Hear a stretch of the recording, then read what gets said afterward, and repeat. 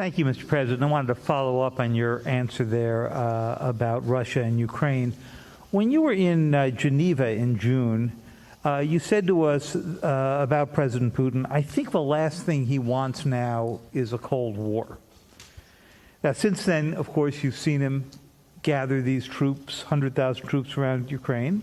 Your Secretary of State said today he thought he could invade it at any moment. You've seen the cyber attacks, and you've seen the demand that he have a sphere of influence in which you would withdraw all American troops and nuclear weapons from what used to be the Soviet bloc. So I'm wondering if you still think that the last thing he wants is a Cold War. And has your view of him changed in the past few months?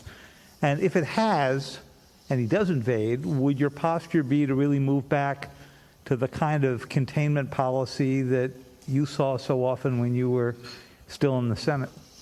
The answer is that I think he still does not want any full-blown war, number one. Number two, do I think he'll test the West, test the United States and NATO as significantly as he can? Yes, I think he will. But I think he'll pay a serious and dear price for it that he doesn't think now will cost him what it's going to cost him. And I think he'll regret having done it. Now, whether or not, I think that, how can I say this in a public forum? I think that he is dealing with what I believe he thinks is the most tragic thing that's happened to Mother Russia, in that the Berlin Wall came down, the empire has been lost, the near abroad is gone, etc.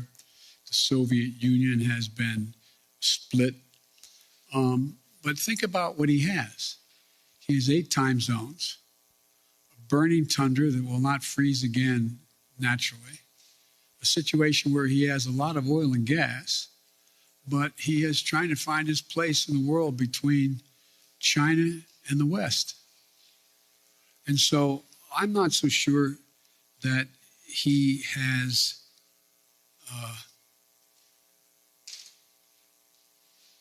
David, I'm not so sure he is certain what he's going to do. My guess is he will move in. He has to do something. And by the way, I've indicated to him the 2 things he said to me that he wants guarantees on. One is Ukraine will never be part of NATO. And 2, that NATO or there will not be strategic weapons stationed in Ukraine. Well, we can work out something on the second piece, pretending what he does along the Russian line as well, the Russian border in the European area of Russia. On the first piece, we have a number of treaties internationally and in Europe that suggest that you get to choose who you want to be with.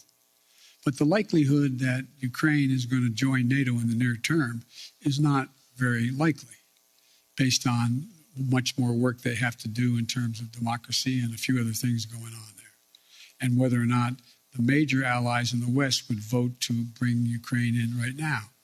So there's room to work if he wants to do that. But I think, as usual, he's going to,